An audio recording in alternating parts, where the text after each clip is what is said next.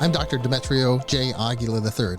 I'm a peripheral nerve surgeon, I'm an ear, nose, and throat surgeon, and I'm also a plastic surgeon. I'm the host and founder of the Direct Care Movement podcast, where we dive into the intricacies of direct care, whether it's direct primary care or direct surgical care.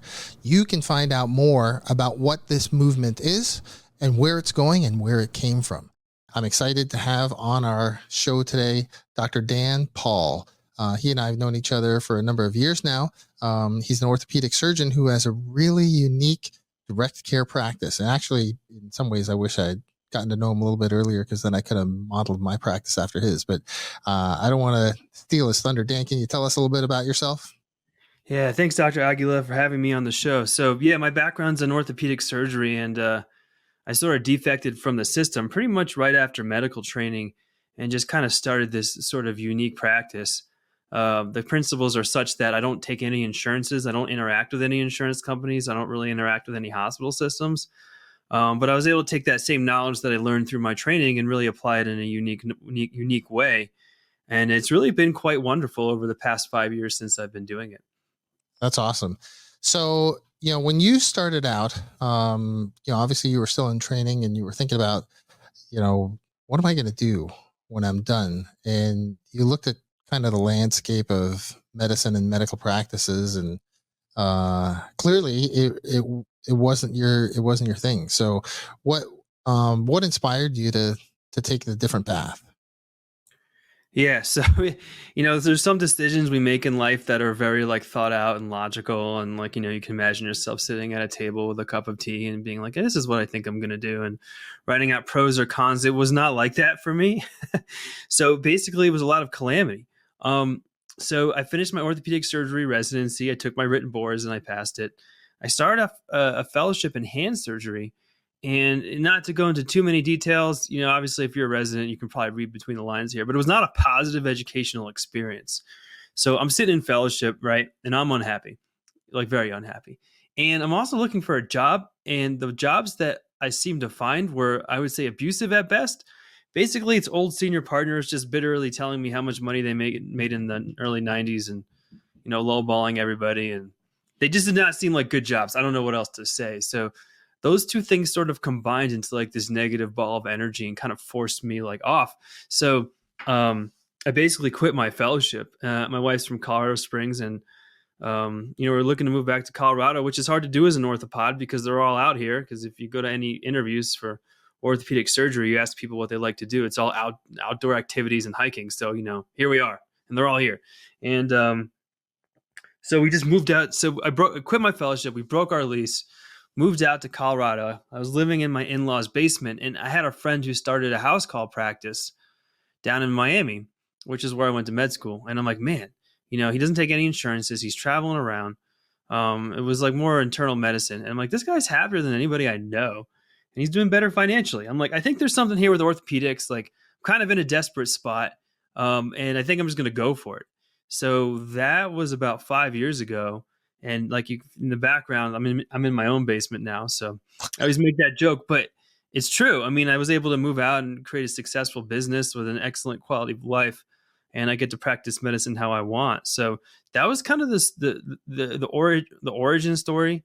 And those that I've talked to that have also sort of done direct care, a lot of people don't come at it from a place of feeling pretty good. A lot of people come at it from a place of some level of desperation or problems to cause the activation energy is fairly high. So, but people are hitting it more and more as practice becomes, worse and worse. So that's my particular story of kind of how I got to where I am. Sure. So now you and I have talked about this before, but obviously our audience hasn't heard that conversation. Wasn't it kind of scary when you first started out on this, and how did you overcome that? It was, I wasn't thinking about it a lot. I was just focused on trying to find out what worked. And in the beginning, I had no idea. So, I'm traveling around with my little, I got my malpractice, my website set up, all that kind of stuff, formed the LLC. And it's I'm walking around with my bag full of stuff and I have nowhere really to go. So, I guess I was, I guess it can be, it is scary. I mean, but it depends where you're coming from. I mean, if you're coming from a place of desperation, sometimes just the act of doing something is enough to like be a calming sort of thing. But yeah, I mean, of course it can be scary. I mean, you're not working in the system. You don't have a regular paycheck. You don't have, at least in my case, a reputation in the area. Nobody knows you, and like you're just wandering around. So yeah, I guess. Um, but I think most docs find that once they enter the direct care world, they're immediately significantly happier, even if they're not busy. Um, so there's that other positive sort of side to it as well. Sure. So when we first met, you had just started up your practice, and you were doing house calls exclusively. But I know that your practice has evolved since then. So tell us a little bit more about that journey. Yeah, I think when we met, I think it was pre-pandemic, so quite a while ago now. And yeah, I did, I didn't have a lot of startup funds, and I knew being mobile would work. So I would see people at their houses, and kept costs really, really low. And that worked for a while. And then what I found is that people in the community are like, hey, well, like let's say a chiropractor who's also working in the world of cash essentially, or not working with insurance. Like, well, this guy's got shoulder pain. They're going to be in my office on Tuesday at 11. Can you come by at noon and see him for their shoulder? And I'd say, okay. And then it sort of developed organically, where now I'm bouncing around to like 5 or 6 different offices, and I'm probably 90% in offices and 10% house calls, but it's still mobile. I mean, I'm not leaving any equipment there. And for the most part, I'm really bringing everything along with me. So whether I'm in someone's house or I'm in an office, it's pretty much the same thing. Sure. So now, obviously, you have a direct surgical care practice, and a lot of people, when I have conversations as a direct care surgeon with other physicians who are thinking about doing something like this, or who are at least tired of the old way of doing things, I mean, they start to raise all kinds of objections. Well, I mean, how am I going to pay for that? If I'm going to be making less money, if my gross revenue is going to be lower than what it is now, I mean, how the heck am I supposed to, keep a roof over my head and, keep food on my plate? How would you answer that? Well, I mean, if you've ever seen Shawshank Redemption, there's like the character of Brooks. I don't really want to spoil it, but I guess the movie's been out for like a couple decades now. If you haven't seen it, you should see it. But anyways, he basically is in prison for a long time, and when he gets out, he's like institutionalized. Like he doesn't know how to really exist in the world when he's not in prison. And I won't spoil it in case someone has not seen that movie. But anyways, go see it if you haven't seen it. So I think when you get docs that have been doing it for a long time, it's the same sort of thing. They just can't think creatively enough to make it work. Well, how am I going to do it if my gross revenue is less? It's like, well, have you also considered that your overhead's a lot less? In my case, it was just me. It was traveling around. So, you have like very minimal costs. And now my wife works with me, but we still don't have an office. We don't have any other employees. So that cost is a lot low. So my gross revenue needs to be a lot less. Doesn't mean my net revenue is less, but my gross revenue needs to be less. And I think also I was lucky in a sense that I started sort of right out of training. So I never really had a big salary at any point in time. So I had to start. I basically went from resident salary to essentially zero, which is a lot easier than if you're going from a surgeon's salary to zero. So I had that advantage. I know it doesn't seem like an advantage, but I think it was. And to slowly build my wealth over time. So I was able to sort of practice frugality as I grew. Now, a lot of docs don't do that. And like, look, I'm not saying, not to go on nice vacations or buy a car that you like or something, but you don't need to buy the nicest of absolutely everything. And I think a lot of docs do that. And they're like, and then if you need hundreds of thousands of dollars just to exist, like you have a problem. You're basically stuck. So yeah, if you're having trouble if you've made hundreds of thousands of dollars for years on end and you can't take a few months and without a paycheck, I mean, that's a problem. I mean, you need to solve that problem first before you can do anything else. I mean, or, some people will do locums work or whatnot to support themselves while they do it. So that's another option as well. Or if it's a primary care doctor that can work at an urgent care. Ideally, you could do both, meaning cut your personal expenses down and find some other source of income, medical legal work. There's all sorts of things that you can do. But, I think a lot of times they throw these excuses out because they want to think that the way they're doing it is the only way that it can be done. And they don't like the idea that there's a better way for them to do it or that they'd be happier with. So they find a way to sort of reject it immediately. Sure. One of the things I've run across in a lot of these conversations with people is that, the idea that not only do they have to make a personal sacrifice in order to get this started, but there's an unwillingness to acknowledge that in some way participating in the insurance model and the hospital model hurts a lot of patients, hurts almost all of them. And I think, that for a lot of people, I mean, for me, certainly that was a big slap in the face when I started to realize that participating in the insurance model was really hurting my patients financially. That was a big kick in the groin. And I think some people just aren't ready to accept the responsibility for that and really change course, because they're like, no, that's not my fault. That's not my fault. That's the hospital's fault, or that's the insurance company's fault. But it's, I don't have any role in that. Well, I mean, once you realize that you do have a role in it, now you're morally culpable for that. Yeah, I think medicine is necessarily a time-based practice. So, in order to do a good job, you need a specific amount of time to treat somebody. And the way the system is, it pushes, insurance companies don't really like to pay, so it pushes these ultra high volumes or a high overhead, and which create high volumes. And you're getting 5-10 minutes with the doc, sometimes even less of FaceTime. I mean, you have to be real. You can only do so good of a job, even if you're an excellent physician, in that short period of time. I mean, my appointments are booked for an hour, which may seem excessive, but we go over everything. You have both your knees hurt and your wrist and your back. I can go over all of it.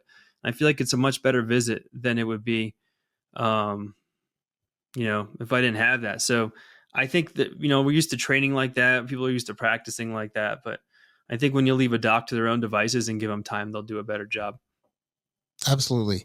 So what do you say to doctors and patients who say, well, that's great that you can do that. I mean, if you're rich, you can afford to get care that way, but what about Joe Schmo who isn't rich? Yeah, I hate when people say that. That. I mean, that's like, it's such a pet peeve. People are like, well, you're just treating the healthy and wealthy. And they don't understand that the insurance system as it exists treats certain patients very poorly. Those with high deductibles end up paying a lot. And those without insurance, right, who are not on Medicaid, I mean, they get devastated by the health insurance. I mean, by in-system care. You can't even get a price, right? If you ask them, I mean, you're supposed to be able to, but you can't. Not really. So for those people, direct care is the most economical option. So oftentimes, people who say that, they don't really understand that. They just think you're seeing ultra wealthy people. That's what we found in our practice also. I mean, patients generally are shocked when they discover that we're actually trying to save them a bunch of money. And in the process, we run a more efficient practice. I mean, you hinted at this, running a lean practice, and by not having all the overhead associated with working with insurance companies, we save money and we can pass that savings on to the patients. Yeah, when you cut out all the the middlemen, and you can really lower the cost and come to something that's real and that makes sense. And I think for certain people, or a lot of people, that it tends to work really well. But yeah, there's always people who think that it's like you're just going around seeing ultra wealthy patients all the time. I mean, you do get them, but I wouldn't say majority of my patients are like that, or even a very significant portion. Sure. Now, when you first started, I remember, and I don't know if this is still the case, but I remember you telling me that a huge chunk of your patients were uninsured patients. Yeah, I think that's still the case in a lot of ways. I mean, they are, but if you have a small business or something like that, you might have some level of wealth, but so you can't go on Medicaid because you make too much money. And then, if you're not going to if you buy commercial insurance for yourself, it's really expensive and it's pretty terrible. So they end up kind of going without insurance, for better or for worse. So they love when they find direct care because they can know what it costs, they can pay, and everybody's happy. So that's a market that's handled quite terribly by the health insurance system. And then when you get these naysayers saying that you're just treating the healthy and wealthy, they really don't understand what they're talking about because they haven't done it. Right. So let's talk about the impact of transparency on cost and on quality of care. I mean, I think that healthcare, the way it is purposely opaque so that nobody really knows what the prices are, what's going on. And that's because people are sucking money out of the system left and right. So, I mean, why is it that in healthcare, of all businesses, you want to know how much something costs and nobody could tell you anything? Um, so I think it's quite ridiculous. Some people see it as sort of a cure-all to everything. I'm not really sure that's the case, but it certainly helps with that. With the price transparency law, a lot of hospitals have now, they've made it that the prices are there, but they're essentially unreadable. So I think it's important. I think, basically all direct care docs do it. And I think it's a reasonable thing to do. Awesome. So, a lot of our listeners are medical students or residents or fellows or people who are fresh out of training. And, they're trying to figure out, well, what am I going to do with my life here? And how do I navigate this? And the only people that are giving them any kind of advice or guidance are people who are in the system, who are married to the system in these academic centers, because obviously I'm sure you remember, they're all saying, oh, well, publish this paper and come, publish more papers with us and stay here and work for the man and publish a whole bunch of papers. And I mean, for some people, that's the right way to go. But I think for the majority of us, an academic job isn't what we're looking for or what we're well suited to. So what advice would you have for somebody in those shoes who's trying to figure out, okay, what's the next step? I would say that if you're thinking of a practice like this, and you bring it to your attendings in your training program, they're going to say that won't work. That'll never work. Can't do that. And they say that because they have absolutely zero experience in the field. And that's usually what happens. But a lot of people are doing it and they are successful. So, I mean, you see what an academic sort of job is like or working in those large practices. But if you want to get to know if it will work, ask somebody who's already doing it. Like you or like me or many of the other docs who are doing direct care. They can actually tell you if it works and what it's actually like. If you can get a chance to shadow them, I would shadow them. I mean, or, at least pepper them with some questions. I mean, most of us are pretty receptive to that. So, but if you ask your fellowship director, your residency director, they'll just laugh and be like, you can't do that. But they're wrong. You can do that. And they have no idea. I mean, what they should say is, I don't know. I've heard some people are doing that. I would talk to somebody who is doing that, but they don't say that. They say, no, that won't work. You need to be miserable like me in these giant hospitals. And I'm like, it's just not true. Yeah. So what are the most common objections you hear from either from, people who are already in practice or from people who are thinking about this, but are scared? I hear if they're already in practice, sometimes they're like, that's cool, but it wouldn't work in my area. And they're usually wrong.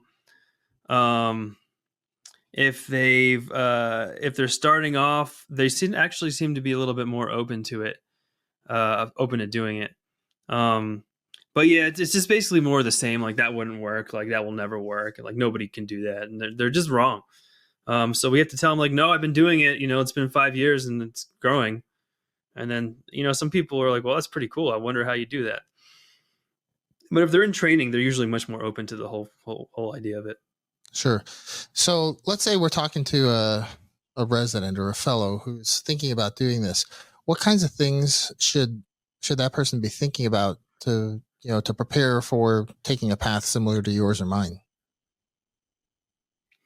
Well, I think the first thing to note is that when you get out and you do direct care, it looks different than how you're used to practicing. You're taking that same knowledge that you have and that same skill, but you're applying it in a different context. So, instead of just, surgery, you might find you're doing a lot less of that in more non-operative care. Or, it changes the job description. Direct care has not been around long enough where we have good ideas of how the specialists sort of fit in with that.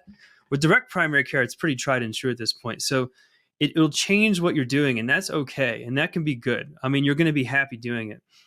The second thing I would say, if you're thinking about it, is like, make sure you really focus on, getting a good education in the training center.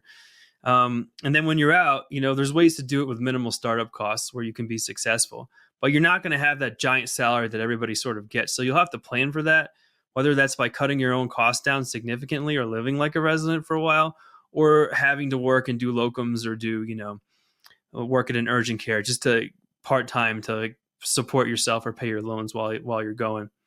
Sure. So what kind of feedback have you gotten from your patients? Oh, they love it. I mean, I remember I saw one guy recently. He's like, "This is the best orthopedic visit I've ever had." And we were just talking. I didn't give him any injections. I didn't do any procedures for him. And it's because he had an hour and he asked me all these questions and we went over everything and he had no questions when we were done. And they know they have my phone number and they can call me if they want. I will say there's a caveat. If I see someone and like they're really mean or they're really off, I won't give them my phone number. But you're free to do what you want. Sure. A couple of late night calls and I stopped doing that. Yeah, they think it's amazing because like somebody's listening to them. Somebody's taking the time. Nobody's rushed. They're not just getting thrown in a room. The MA comes and does the vitals and then the doc comes in if they're lucky, spends 5 minutes. They have no idea what's going on or what to do. And then God forbid if they have a question, there's no way to get it answered. Not really. So most patients really, really like it. So what are your thoughts on electronic medical record systems and direct care? So I'm glad you asked that. So most docs really hate electronic medical record systems because they're meant for billing. So it turns the doc into a coder and a biller, which none of us really went to school. We don't want to do that, right? We don't want to, and they end up spending more time doing that than with patient care. So that's why docs like hate EMRs because they used to just scribble stuff down in a pad of paper. Granted, nobody could read it, and it got filed away, and someone had to spend all day filing these things. But they weren't spending all day like billing and coding. So they like that better, oddly enough. But when you're in direct care, you don't need to do anything for billing and coding. So I love my EMR. All it is a HIPAA compliant Google workspace, right? You get them to sign a business agreement. It's now HIPAA compliant. I pay $18 per user per month, and like it's all like HIPAA compliant, and I love it. And like, who wouldn't love it? Like, why would I want to carry around paper charts? But again, if you try to bill insurance with it, it's going to fail. It's not meant for that. But if you're just doing note taking, which is all I'm doing, it works beautifully. So I like using an EMR in that way. And I would certainly not want to go back to paper. But again, I'm able to do that and actually create an EMR that you'd want to use because I don't bill insurance. And that's why all the EMRs that come out are so terrible because they're meant for billing first, second, third, and fourth, followed by medical, legal, CYA for 5, 6, and 7, and then note taking number 8. So you could get a perfectly billable note that is clinically worthless, where you have no idea what actually happened in the visit, but for insurance purposes, it meets the criteria and they're going to get paid for it. Yeah. I mean, that's one of my biggest frustrations when it comes to electronic medical records. I get these notes from other doctors that I review, as I'm trying to take care of the patient that's in front of me. And there might be 20 pages that got sent to me. And out of that, there are 2 paragraphs that are helpful. And all the rest is a bunch of BS, which really only matters to the billers and coders. Yeah, or it's like the bed rails went up at 8:27 and then they were up, and like they document that the bed rails are up every 5 minutes or what, it's, especially hospital records. I mean, they are almost completely clinical. I mean, you can go through 100 pages and, have a page and a half that's actually worthwhile clinical information. So yeah, I totally agree with you there. Yeah. I mean, I remember as a medical student, I used to, and as a resident, I used to read through the nurse's notes because I found a lot of really valuable information in the nurse's notes about how the patient was doing that sometimes the patient wouldn't tell me. But these days I go through a nurse's note and I'm like, what the heck is this? And I asked the nurse, okay, well, what happened? They're like, well, I clicked this and I clicked that and I filled out this form and I did that, and I mean, one of the downstream effects of using the electronic medical record systems I found is that we have nurses who are really, really good at charting stuff, but they've never been trained in how to actually provide the care. Most of what I learned about dressings and wound care, I learned from some experienced nurses. I ask the average nurse now if I put in an order, put a wet to dry dressing on that wound. They have no idea what I'm talking about. I would imagine you run into something similar when it comes to like assistive devices and you're giving an order to a nurse who historically may have been one of the experts on that, but maybe not so much today. Yeah, I mean, people are so focused on charting and coding that it's like takes over everything, and patient care, unfortunately, plays a second fiddle to all this documentation garbage. But now with direct care, it pretty much eliminates that immediately. So, patient care is primary, followed by a note that you write that takes a few minutes after you're done with the visit in most cases. But yeah, I mean, that's just sort of the way things are. I mean, it's just like if they don't document it correctly, then they don't get paid for it. Insurance over time makes it harder and harder to document. So they spend more and more time and force more and more visits in, and the end result is crappier care. Yeah. So let's dig into that a little bit. So a lot of people when they're thinking about jumping into this kind of model, they'll ask me, well, how do you decide how much to charge for each CPT code or for each E&M code? And obviously I have my own particular take on that, but I want to get your thoughts on, okay, well, how do you decide? It can be hard. I mean, you got to look for comps in your area, but if you're the only one doing it, there's not going to be any comps. So there's some level of making it up of like, what do you think is reasonable based on, your skill set and your time to charge. And if it's too high, people won't do it. But if it's also too low, people won't do it, which I don't think a lot of docs realize. When it's too low, people think it's weird, so they think there's something wrong with it. So you really need to find that sweet spot. I think docs are pretty bad about valuing themselves. So make sure you price it appropriately. Talk to other people who are doing it, get an idea, and that's where you start from and go. Yeah. If you're wrong, you can correct it. Right. And I think that's the key, right? Isn't it? I mean, you start a price and then you see what the market can support. And, if you find that you set your price and you've got, people booked out 6 months, well, you're probably charging too little. And if you set a price and nobody comes, well, maybe you're charging too much. Yeah, I mean, there's definitely a happy medium there. The nice part about running your own business is you can also not charge people if you feel like, you didn't do anything, if you feel like it's appropriate, or, there's no corporate person to make sure you squeeze every penny out of everybody. Sure. So you have a lot of leeway of what you want to do. Yeah. For the American Board of Plastic Surgery, one of the things that we're required to know is some basic coding. It's required that we be able to do that on the board exam. And, one of the things that was a revelation for me when I got into direct care was, you know what? I don't actually need these codes anymore. I can just decide, you need procedure X, and this is how much it's going to cost. Yeah, and I think there's two things there. Yeah, and like you should be able to decide that because you're the one doing it and you know what's involved and their background. And so I think you're better to determine that than an insurance company who's going to go, who doesn't care and is going to pay you less. And then also, when you are doing that, and if you're doing these things in a procedure room, well, then you can be the highest paid person of the whole procedure. And I don't think a lot of people realize this, that by and large, surgeons in the system, most of the money goes to the facility. So you're talking someone doing a knee replacement. These guys were telling me after taxes and overhead, they're only getting a couple $100s. So Medicare will pay them like $1,000 or $1,200 for a knee replacement. Meanwhile, they're paying tens of thousands of dollars for the whole thing, and it's just all going to the hospital. So with direct care, if you do it appropriately, and plastic surgeons have been doing this for a long time, you can be the one that generally profits the most from these procedures or surgeries, which honestly you should be, because you're the one doing them and you have all the liability. Exactly. And I think that's a piece of the puzzle that a lot of people fail to take into account. When we talk to these people who are saying, oh, well, I'm okay with the way I do my practice now. We're like, well, have you considered that you're the one taking on the vast majority of the risk as the surgeon, but you're not the one getting the majority of the reward?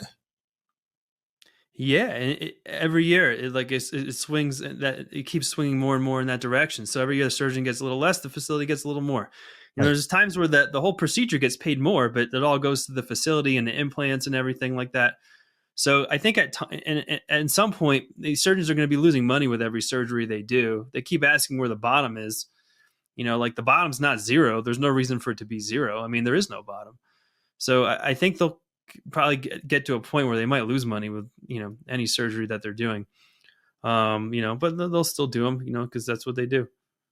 Yeah. So before we wrap up, I want to touch on something.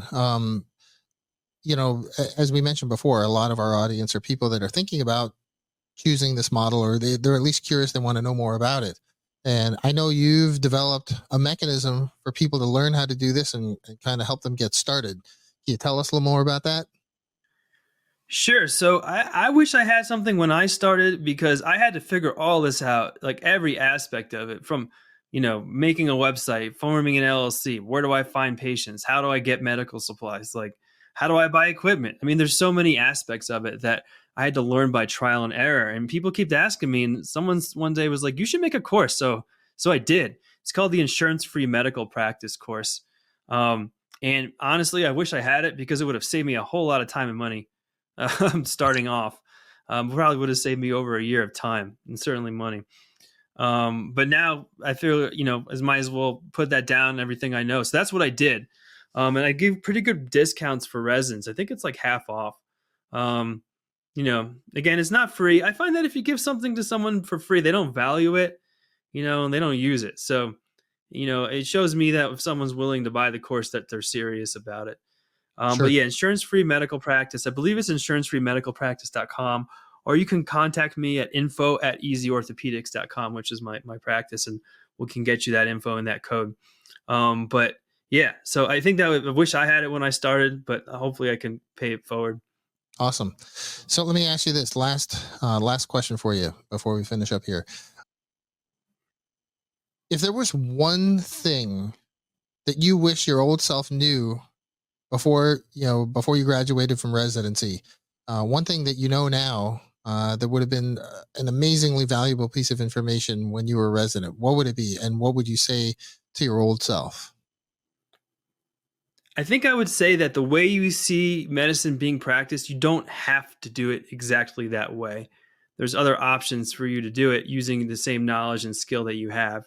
And if you're doing it differently, like, not only is that okay, that sometimes that's even better. So just to be open to, and also letting my previous self know, like, how bad this like market really is, and like how miserable docs really are, and that, you think that it's going to get better after training, but if you don't do anything to make that happen, then it won't.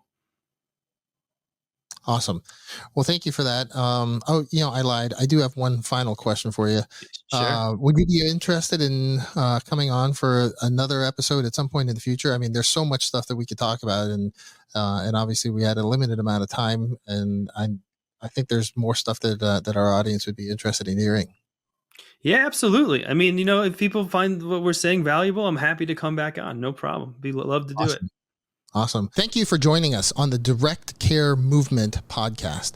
We're excited that you joined us, and we're looking forward to having you join us in future episodes as we dive into more questions and more concerns and more solutions in the direct care space, whether it's direct primary care or direct specialty care. If you liked what you heard and you want to know more, please click like and subscribe and leave us a review. And don't be afraid to reach out to us directly so we can get you more information about direct care, whether it's direct primary care or direct specialty care.